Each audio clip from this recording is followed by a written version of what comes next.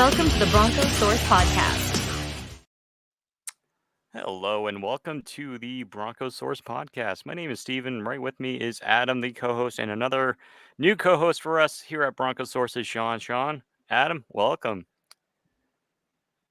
Great to be aboard, Steven, for thanks the for having second me. podcast. And Sean, welcome to the team, man. Good to have you. Yeah, appreciate it, guys.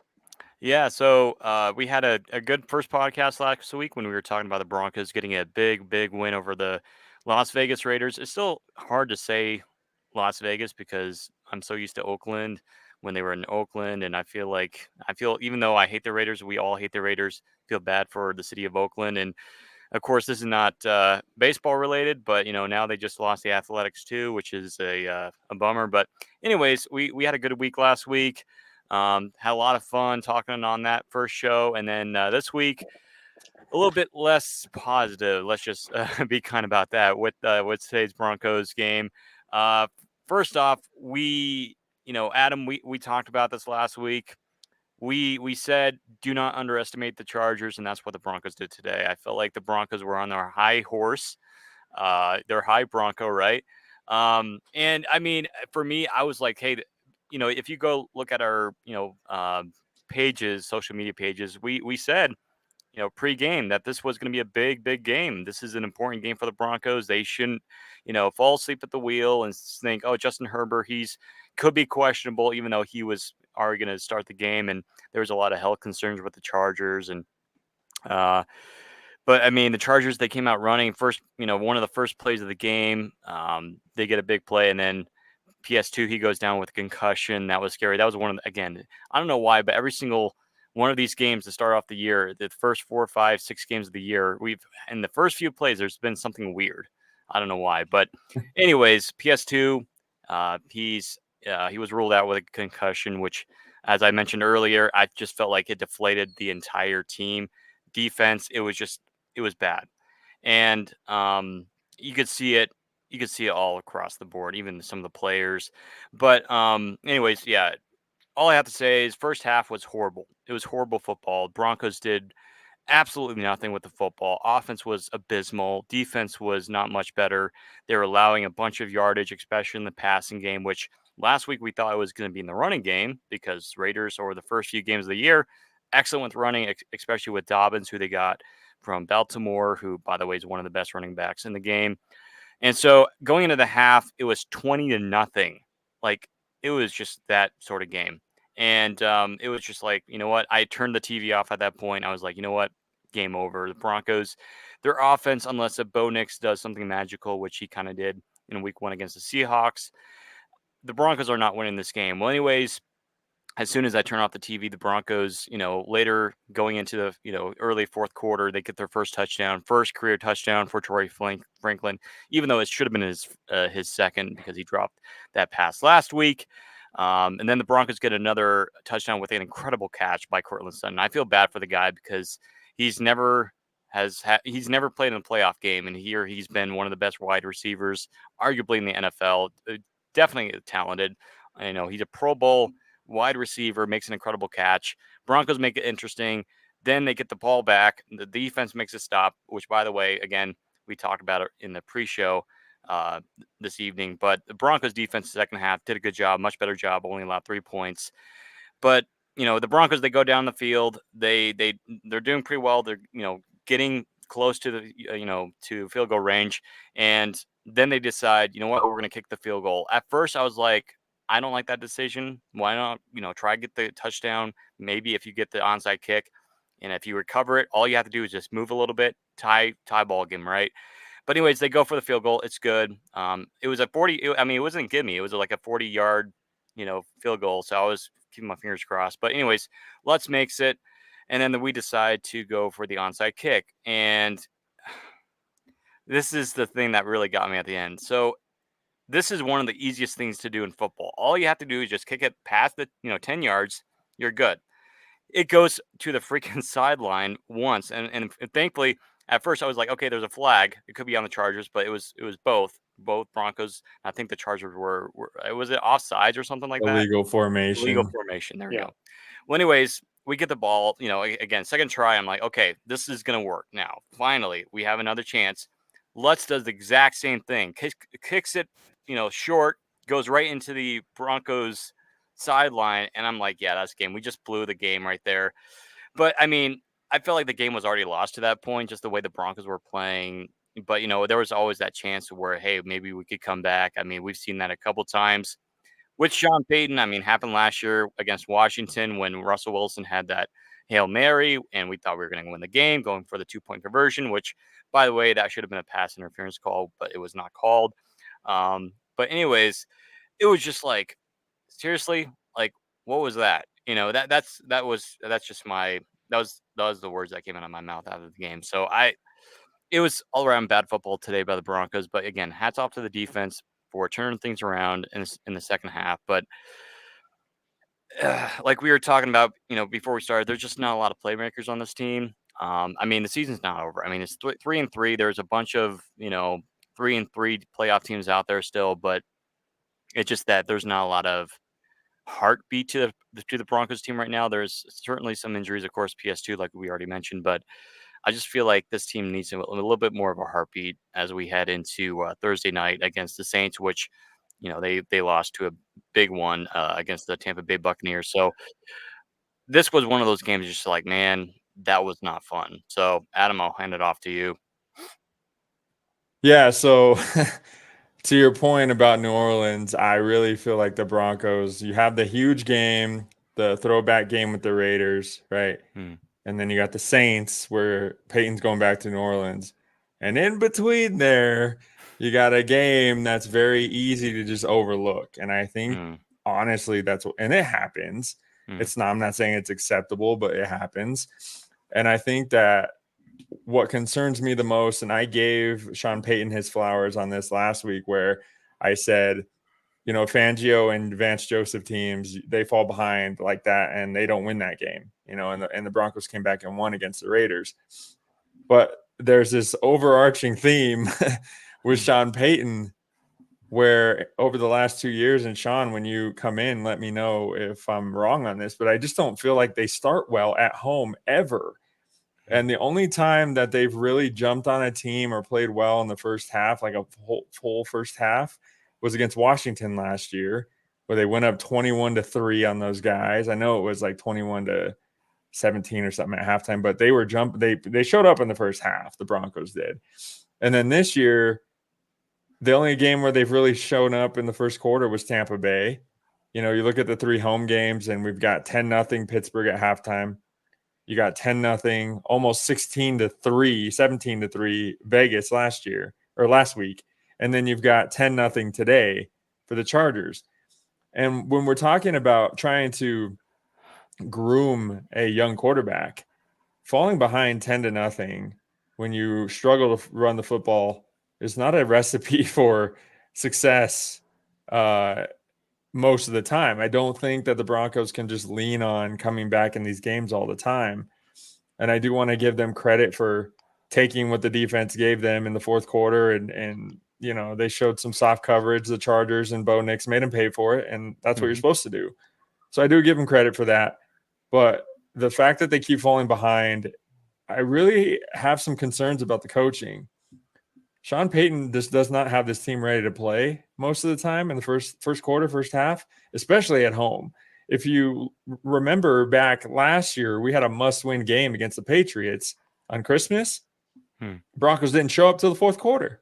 And it's a theme with Sean Payton. And I don't know if I'm not going to guess or say anything about whether he's lost his locker room or not, but you do have to wonder, like, is something not hitting with some of these players?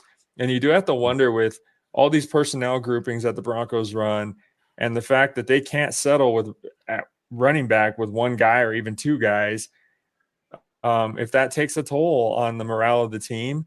And then the fact that you're not putting your young quarterback in position to succeed are very concerning to me, because Sean Payton doesn't have a lot of success in grooming a quarterback. He has none, actually. He doesn't have the experience. I should say experience, not success.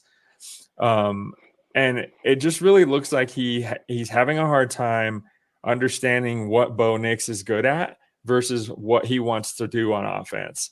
Which I think I don't think Sean Payton's offense is archaic necessarily. In some ways it is. But I don't think that he puts Bo Nix in position to succeed. We don't see any RPO. We don't see any bootleg. We don't see him getting Bo Nix out of the pocket. When Bo Nix is out of the pocket, man, he's dangerous. Very, very agile, very fast. He can make things happen. I think you got to make the defense work a little bit more to defend Bo Nix. But I'll let Sean jump in here with his thoughts. That's just what I have for now. Yeah, I mean, I think what you started to allude to is maybe a trap game that we have here with the Chargers. But I think trap games are for good teams. And when you're not good, you don't have, or when you're average, I shouldn't say not good, but when you consistently finish 8-9, you're middle of the pack draft team, you can't have games like this if you're trying to take the next step. And so, how can you overlook a team, that you're maybe on the same level with, maybe a little more, maybe a little less, whatever, it's irrelevant. But to overlook a team that you consistently beat and to overlook them at home, this is the one you were supposed to have. If you're going to split in your division, you got to win the home one. So now we get, not that LA has a home field advantage ever, but now you have to go to LA and try and take that game just to even up. And it just doesn't make sense. And, when you're talking about the first 15 and we've got 6 games we're talking about, and we're 1-5 in effectiveness in the first 15, and you did it in Tampa Bay. And what are we going to make the excuses for? It's raining in New York. I mean, it's frustrating. I think that there's opportunity, and I just don't know what it is. And when you talk about Bo Nix getting out of the pocket, I think the danger is in his legs, because when we see him out of the pocket today, that deep pass to Sutton, it's short. The first pass of the game that ends up an interception, it's high. You know what I mean? So, and we talked about it a little bit before we got started. The footwork is a problem for somebody he's not 22 coming out of college. He had his time and those things that we heard that he was supposed to be really good at, he's struggling in. So that's kind of strange. And if that's a coaching point or whatever it is, those are the things we expect him to be good at. Solid with his feet, accuracy, those types of things that we would hope that we had. And especially with Franklin, that's what we heard. This is his number one receiver. This is his guy. And either, at first he's not even on the roster. And then some of the passes that are going to him just aren't, they're just not where they're supposed to be for guys that are supposed to be on the same page. So, it's, I don't know what to say. It's exhausting, to be a Broncos fan. We've been around this for a long time, and it's like, we've seen the good times, and man, it's been a tiring post Peyton Manning era, man. I don't know what it's. There's just so much. I just don't know where. I don't know where to put my finger on. We wanted it to stop. Yeah. Yeah, and let's figure out the one thing that we can build upon, and if that's going to be Bo Nix, which we obviously all hope that it is. Yeah. Because otherwise, if we're going to be, grayer than I already am, watching Patrick Mahomes win God knows how many more Super Bowls before we have a quarterback that's ready to go. Yeah. Well, and to Sean, to your point, like, it's what is our identity? Like, my concern with down 10. That's our identity. My concern with Sean Payton is, and Steven and Sean, I've talked to you both about this before. We traded draft picks for this guy. Yeah. You know what I mean? Like, and it wasn't like 6th and 7th round. It was a first and a high second draft picks. Yeah. You know what I mean? So, like, after trading picks for Russ. Yeah. Where is this offensive guru thing that we were sold on? It just feels like he does not have, or he cannot, or has not built an identity for this offense yet. We don't know, to Sean's point, what do we do well? What do we do well? We're not good on third down. We're not good in the first quarter. We're not good in the first half. Bo Nix is not, in my opinion, and I know, Steven, you're a big fan, and I'm a fan. I support Bo Nix because he's our quarterback. But where is the improvement? You know what I mean? Like, what do we do well? We don't run the football well. We don't throw to the tight end. We don't throw downfield. We're not explosive. So I would like for one of you or both of you to say, what is it that we do well, and what is our identity right now? And that's my concern. I'll never forget. Was it like week 2 against Pittsburgh? They were laughing in the Pittsburgh, clubhouse because they knew the Broncos offense so well because of the playbook. They knew what was coming. So it kind of tells you, hey, that's on Sean Payton, because guess who's making the calls? Sean Payton. And it's, I'm not saying he's a bad head coach, but I just don't think it fits very well with Bo Nix right now because, again, Bo Nix is growing. And it's kind of like, I mean, I can't really figure out a good analogy for it, but it's just like it's, I don't know. It doesn't fit well right now. Maybe in the future it will. I don't know. We don't know the future, but that was one thing I can definitely say because I just remember, it was, I think NFL on CBS on their Instagram announced that there was some sort of quote that the Steelers players were laughing in their, stadium or whatever about, yeah, we knew their playbook. We knew what was coming. That's why we lost that horrible game, 13-6 in Denver. That was just horrible. Right. So it just tells you, hey, be more creative. Can you make more plays instead of having just like a one sheet of like football plays? Have have you seen Tom Brady's playbook? Like that thing is like a dictionary. That just make more plays, be a little bit more creative. And then instead of having be so like I'm sorry, but the Broncos offense so far has been very predictable. You kind of know, okay, the first 2 plays of each snap are going to be, run plays, right? And then third down, most likely it's going to be a run. I mean, not a run, but like it's going to be some sort of trick play or some sort of pass, right? That's so predictable. Like try to come up with different plays because not only that, but like we've talked about, Broncos don't have a lot of playmakers to where they'll break open 15, 20, 25, 30 yards. They don't have that right now. Maybe Cortland Sutton on occasion because he's the guy. He's very good making cuts, making routes, getting open down the field, right? Where the Broncos, they just don't have a lot of those guys. And so that's why the offense is slagging. But at the same time, though, it's just like they don't have a lot of good offensive plays either because guess who's making the play calls? And that's Sean Payton and Bo Nix. That's why we saw a little bit of that argument on the sideline last week. Like, because they flipped the play, like you mentioned, Adam, before we started, they flipped the play, and Bo Nix was not pleased about that, and he was, pissed, right? And I thought it was really cool that Bo Nix was like, they were like, hey, what'd you say to Sean Payton? And he's like, oh, I just told him I loved him. And so, anyways, it's one thing on top of another right now.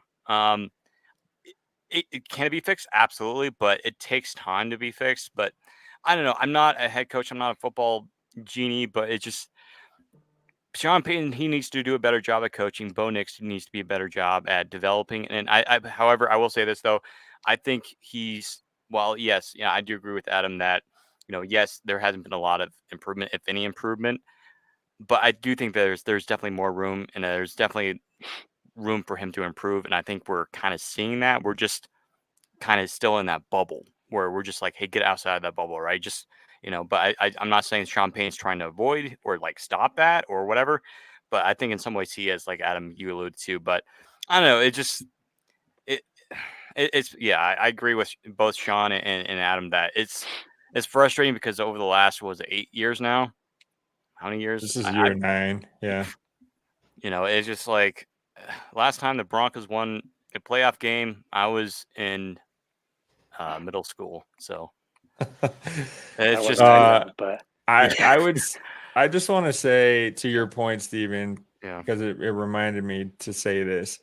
We have been watching the same Broncos team for 9 years. Yep. The defense is terrific. They well, keep us in except games. maybe one year. I forget what year it was where the defense was actually not that good. Yeah, probably. I think it was the Keenum year, but yeah. Usually the defense is very good. They keep us in the game, and then we're just stuck watching just like, I don't even know what the word is. I guess lethargic offense. Yeah, Broncos are not consistent. They have an inconsistent offense, inconsistent team, or in general. But the defense is consistent, yeah.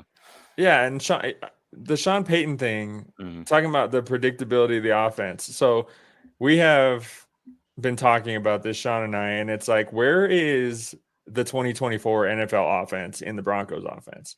Like, I don't feel like Sean Payton is with the time some of these moments in these games. And it's like, to your point, Steven, earlier, they're so easy to defend because all the defenses are doing is they're backing up and they're letting the Broncos throw underneath, and they're saying, we dare you to make a play after the catch. And the Broncos just don't have the ability to do that. And some of this play calling, man, like if you guys remember back to the first play last week, it was a designed throw in the flat to Michael Barton, the fullback. Yeah. That's our first play. Like, what are we doing, man? And then you have the 2-point conversion I was today going to say the same thing. with Mims. It's like the one time we want Sean Payton to not put 2024 NFL offense into our offense. He does it at the worst time. Yeah. If you don't, you need that 2-point conversion. This isn't like, oh, we're going to go for two, just because we can early in the game. No, this is, you need this. And for you to take the ball out of Bo Nix's hands in that situation and not give him multiple options was just astounding to me. And I mean, you pull the play off and you're a genius, right? And it looked good from the outset, but the decision to make that play call in that moment, man, like, maybe if you're going to do something like that, maybe reverse directions twice and do like a double reverse or something like that. You know what I mean? But yeah, it's just, didn't they do that in the Pittsburgh game? That one trick play where they did it was a double reverse pass. Yeah, that was cool. Well, that was like the only cool play of the game. It's like that's like the only like inventive kind of thing that he's done on the offense. Sean, you can correct me if I'm wrong, but I know Sean and I both had an issue with that play call, Sean. Well, and it's the only time Mims touches the ball, right? And so you get Mims last year, and he's supposed to be the guy that takes the top off the defense. And the 2 times he's touched the ball this year, he's got an end around and a little shovel in front on a 2-point conversion. Like, when are you going to use the guy for what he's supposed to be good at? He returns punts and kicks, and that's his opportunity to try and be explosive in this offense. Or when that's not offense, obviously special teams. But you have a speedster, and we don't use him. And going back to kind of what you guys were talking about with Sean Payton, I want to get past the compensation and the cap issues first to see, before we say, hey, this isn't going to work or whatever it is. For sure. But when's the last time we had somebody get 100 yards in a game? You know what I mean? And they always tout people that, oh, they're spreading the ball around. They threw it to 7 or 8 receivers. Yeah, we're throwing it to 7, 8 receivers. They're getting 10 yards or less per game. Tight ends, running backs. So it's nothing. You're spreading it around to nothing. Nobody knows their position. Who's our tight end? Dulcich is inactive now. Kroll played a little bit today. Troutman's caught a couple passes, but it's like there's no involvement there. And I mean, I remember the old Saints offenses, whether it's Jeremy Shockey or, he's finding ways to get Taysom Hill involved. Yeah, Jimmy Graham.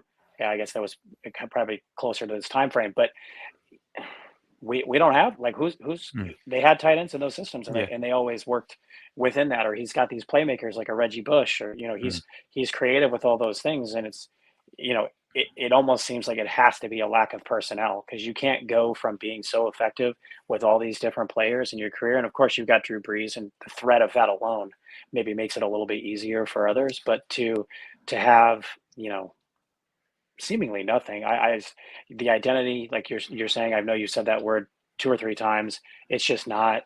I don't know who it is. Like, we say Sutton, he's obviously the face. He's the guy that's been here. He's the guy that makes the big plays. But it doesn't. It feels like we're just watching the end of this marriage. The timelines don't match up. You know what I mean? The contract's almost over. Bo Nix is a rookie. That's probably not going to be the long-term solution. It may not even go past the trade deadline.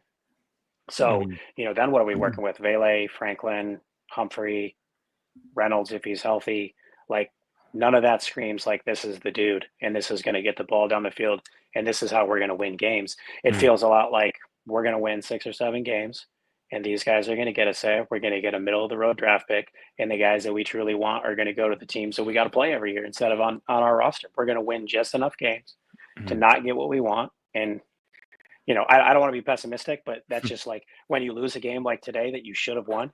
And you almost won it in the fourth quarter. You played 15 minutes today, and you still had a chance to win this game. And, you played 60 minutes, and we should have walked away with this thing. Yeah, I feel like this team needs, like, speaking of Saints, Alvin Kamara. We could use a guy like that, or Drake London, or some sort of like other wide receiver to help him out. I mean, Jerry Jeudy didn't really help at all, and he's not really helping. I mean, he doesn't have much of a quarterback in Deshaun Watson, Cleveland, but it just, we've talked about it. This team needs playmakers, and speaking of Sean's point, the Broncos, they're not going to be in a good position, because I know a lot of CU Buffs players, speaking of, I'm not Shedeur Sanders, but Travis Hunter, he wants to play for the Broncos. I think that's cool. Like, he's actually openly said, I mean, you don't have a lot of people, especially in the last, 8-9 years, you don't see a lot of free agents saying, I want to go to Denver. But Travis Hunter, man, he wants to go to Denver. If I'm the Broncos, I'm trying my darndest to try to get him on the team because we need a playmaker like Travis Hunter who can play both defense and offense. And of course, most likely, if he ever goes to the NFL, most likely he's probably gonna be on offense, in my opinion. But it's just like, yeah, I agree with Sean. It's just that at this point, like, you consider just like tanking the rest of the year and just hoping to see what you. I mean, I'd be okay with it. And here's another thing too, before we kind of head into our last segment talking about the Saints game on Thursday. But we talked about this. We were going to talk about it anyway. But the trade deadline is coming up, right? So who are the Broncos going to move on? I think they should definitely move on from Garrett Bowles, who we talked about previously. And then not to mention, there's been a lot of rumors, reports saying that the Broncos are potentially looking to trade either one or both of their backups in Stidham and Zach Wilson, who I think, especially Zach Wilson, hats off to him. He just had bad coaching in New York. And, and Zach Wilson, I mean, he's not a, starting quarterback in any way, but I think he's a very good backup. But if he has the right coaching, but I don't know. I just feel like for me, definitely Bowles is definitely tradable. I think those two quarterbacks are definitely tradable, and I would maybe trade some more people. Trade, I don't know, like a few more guys, maybe some wide receivers, like or other players on 1-year deals, 2-year deals, that sort of thing, with not a lot of money on their contract, because this team, kind of like in other sports, you got to go younger if you want to turn this thing around. And I mean, look at the Texans, man. They got a bunch of young players, young stars, and now they have a winning organization. Went to the playoffs. They got the quarterback too, though. Good quarterback too, yeah. So it just, I don't know. It's going to be interesting to see what they do for the trade deadline because, again, 500 is a toss up whether you make trades or acquire people. But as I said to both Sean and Adam, I feel like the Broncos, they need to trade more than they should acquire this year in order, if they want to improve and show signs, hey, we want to turn this thing around. This is not a year where it's like, hey, we're going toward the playoffs. I know that there's a lot of spots open still for Denver to potentially make the playoffs. And I know it's early in the year, but still, you got to look at the big picture here. Where do you have an identity? We don't really know if we have any identity right now, right? So you got to do something. We don't. Which we don't have an identity. Yeah. So I would say yeah. The trade deadline for the NFL is a lot less eventful, I guess, than maybe like an MLB or an NHL and NBA trade deadline. I don't think a lot of things will happen, but I do happen to agree with you because Palczewski's played so well. Like, that's your right tackle. And then McGlinchey has had experience at left tackle before.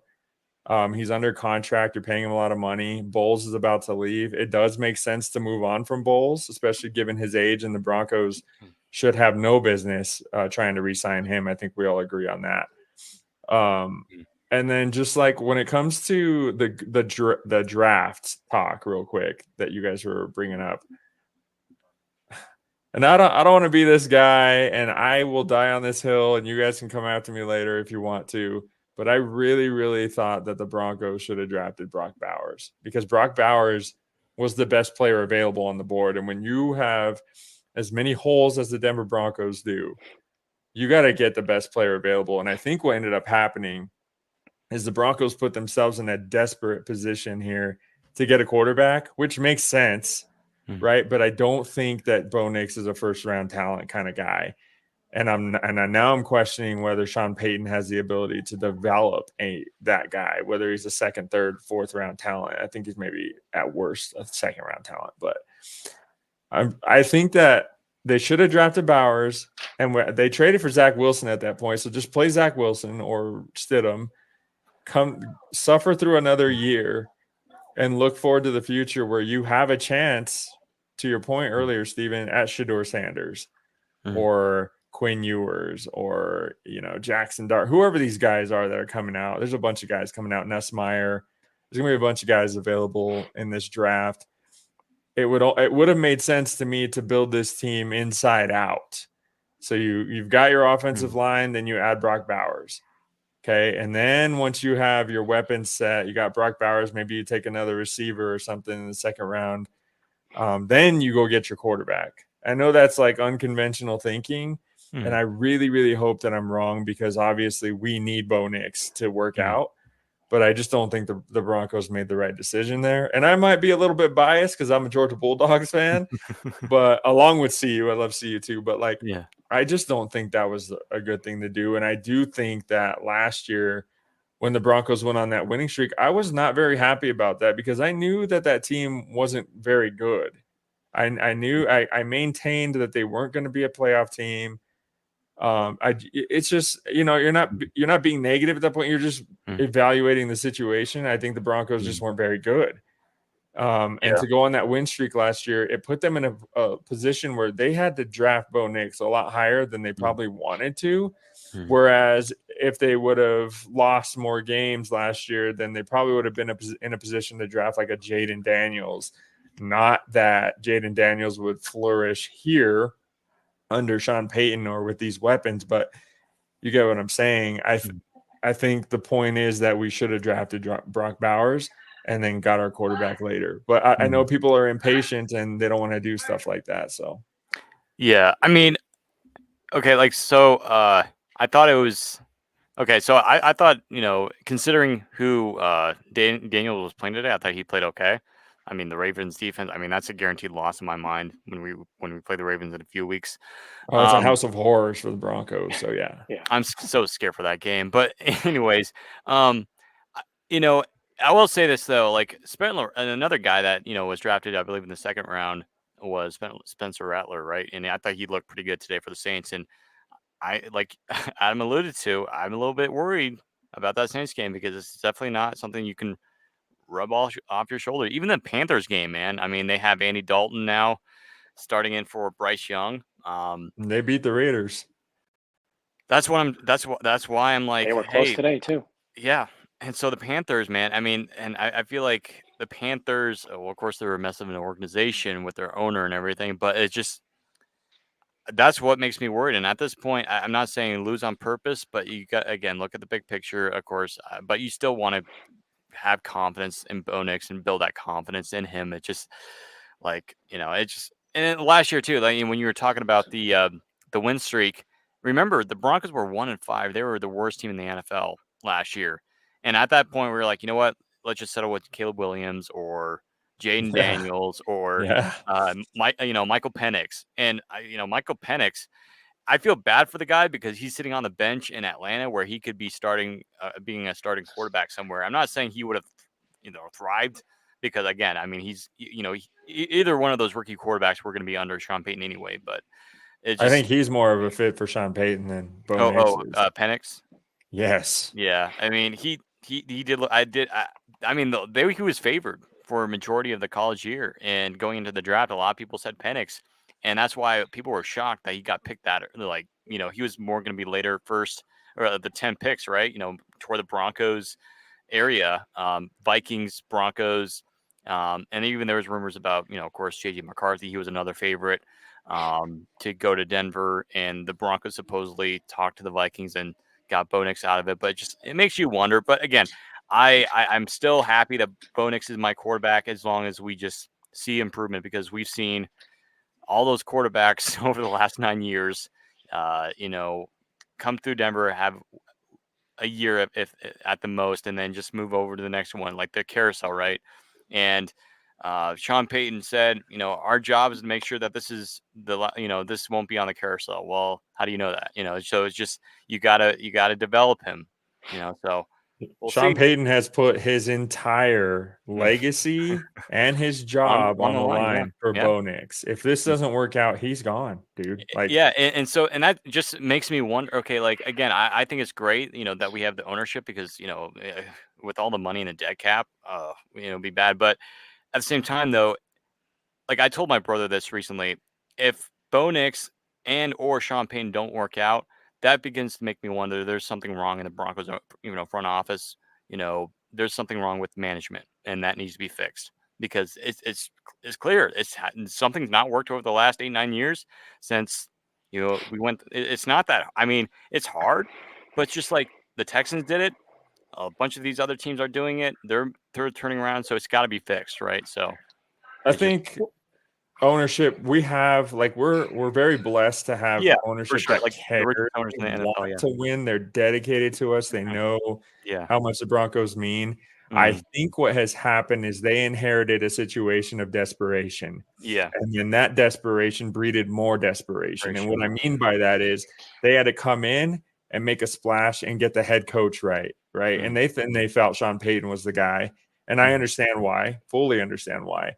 And then Sean Payton and Russell Wilson didn't work out. Okay. So then we had to, out of desperation, draft Bo Nix. And it's like, at some point, it's going to catch up to you. And to your point, Steven, if it doesn't work, if these guys don't work out, I mean, I don't think ownership should be questioned, but they will be under a microscope when they choose the next head coach. Well, definitely Payton. Sure. George Payton will. Oh, he's going to be gone at the end of the year. So, well, but what I would say is, I mean, we are 3-3. So, the conversation about tanking or selling or that, especially for an NFL franchise, that's not on the table. And this team could easily be 6-0 or 1-5. I think the Tampa Bay game is the only game where it was like they never were really in it, and we had them from the jump. But we could have lost any of the other games, and we could have won any of the other games. I don't think that necessarily makes us a good team. I don't think that makes us a Super Bowl contender. I shouldn't say a good team. If you're 5-1 or 6-0, you're a good team regardless of who you played in the NFL. But 100%. When it comes to the Saints, the question is, it's Pat Surtain. It's not. I don't think there's anything else. If he doesn't play, McMillan didn't show anything today to give me any confidence that we're going to be able to match up against their weapons and Kamara out of the backfield. I think Sternad has been one of the biggest surprises, I guess. With how many times that they've changed him position since he came in here. A few years ago, he's inside, he's outside, he's inside. I'm gaining weight, losing weight, whatever. And to come in when you lose your number one tackler for the last 2 years and Alex Singleton, and he just turns around and you don't miss a beat. He's in the backfield all the time. Can he cover Alvin Kamara? I don't think so. And that's the thing here. Before we start selling, can we beat New Orleans on a short week with no Pat Surtain? Because I don't see how he passes concussion protocol in 3 days if he truly has a concussion. And then, that's when you start having the conversation. Well, now we lost 2 in a row. Okay, are we going to get the next game and on a mini bye week and things like that? And we'll see. And to your point about Wilson, Sam Darnold's season this year changes that conversation. The Jets are the Jets, and that's why all these quarterbacks fail, and the Panthers are the Panthers. Baker Mayfield and Sam Darnold are perfect examples of that. And 100%. If we want to look back and talk about the draft pick for Bo Nix and your conversation, Adam, about Zach Wilson, these are the reasons why that might be a different conversation. He could have been the dude, with Brock Bowers and things like that. I mean, Sam Darnold's not staying there. They drafted J.J. McCarthy, but the point is that he may get another starting gig with a good coaching staff. And Baker Mayfield's probably going to finish his career in Tampa. So there's nothing. Zach Wilson could have been that guy. It didn't work out that way. We went and got the quarterback, so now he's probably going to go somewhere else. But looking forward to next week. If Surtain was playing, I'd feel differently about it. But And I jokingly, every time I tell Adam when we do our predictions, I have to pick the Broncos to lose because when I pick them to win, like today, they always lose. I don't know what it is, man. I don't know. I'm stop wearing the jersey and picking the Broncos to win because that's when they lose. Yeah. Well, it's a funny thing because whenever I do my ESPN pick'ems in my pick'em league, I always, whenever I pick the Broncos to win, they always lose. And whenever I pick the Broncos to lose, they always win. So this week I didn't pick at all. I didn't do any picks. Okay, well, see, it's your fault. It's your fault. You didn't pick at all. Yeah. Well, okay. So and then not to mention, I did draft Bo Nix in my fantasy league, and then I traded him, and so I don't know. Man. Yeah, but yeah, I agree with Sean. I just don't feel confident heading into Thursday. I really don't. We'll see. One quick note though. Yeah. On New Orleans, because we're talking about it, and I want to ease your concern a little bit. Pat Surtain did get a concussion, but Chris Olave for the Saints also got a concussion. And I'm not today? rooting for injuries. Yes. Oh. I'm not rooting for injuries or anything like that, but it does even things up a little bit. Yeah. The problem for this game is going to be Rashid. What is his name? Rashid Shaheed?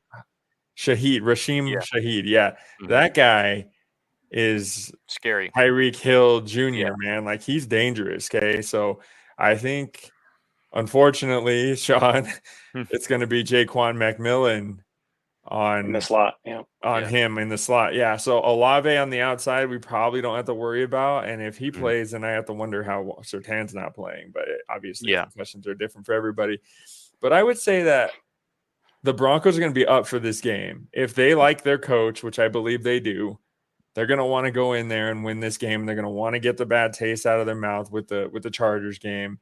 I don't expect Bo Nix to play better, but the Saints defense is atrocious. Yeah, bad. They're bottom 5 in passing defense. They're bottom 10 in rushing defense. Mm-hmm. I think if there was ever a game for the Broncos to get that running game going, it's Thursday. It would be this one. So I know Surtain being out is a huge concern for you both, but I think I'm still going to go with Denver because Rattler against this defense in his second game under the lights, Sean Payton's return. I think Denver will pull it out even without Surtain.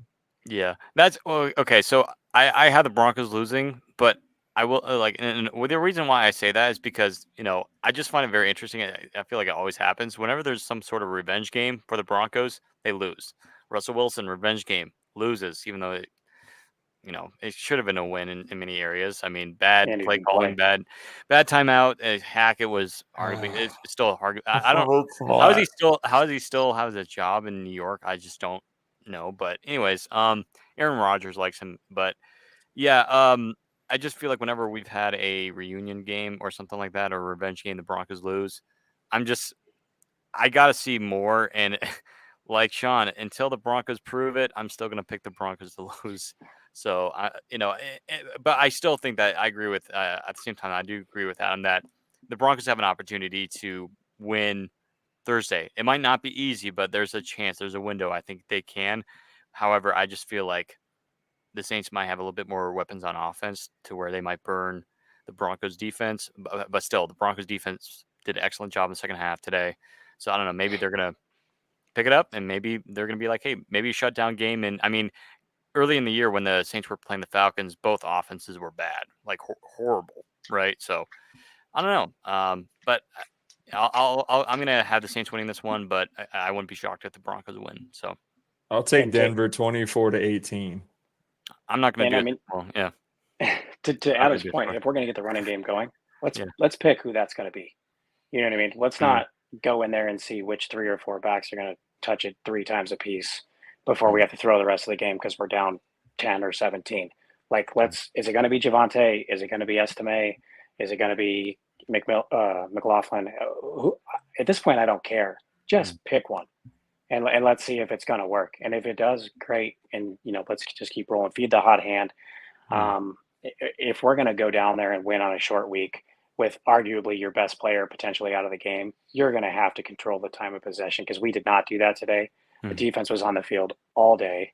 And for them to improve in the fourth quarter and give us a shot, is a testament to probably Vance Joseph and the defense in general. But I think I don't want to be reactive with the game today and just be like, oh, I'm picking the Saints because we played so poorly today because we've played better than we have today. So, I'd love to see what it looks like this week, see who's going to be available. I'm on the Javonte train. I've always say that to Adam. I'm all about him getting fed. Give this man the ball more and more and more, and I think he's going to improve as the game goes on. And he's the type of player that wears down defenses. So that would be my personal choice, And I like McLaughlin as a change of pace back, and I do love Estime. He's just young and coming off an injury. So I say feed Javonte. Let's see how this thing goes and pull out a win in that way. Find an identity. Yeah. Just whatever you're best at, do that. Special teams. Earlier. I mean, special teams, that's been pretty good. Special teams has been outstanding this year. Yeah. Yes. I will say that because originally when we had McMahon as our Oh, dude. Yeah. Dude. Yeah. That was It's one of so those, like, how does this guy have a job? Same Like, thing with Pat hack it. Shurmur. Same with Pat Shurmur, how Oh, they were like, "Yeah, dude. we're trying to throw incompletions." I'm like, "What?"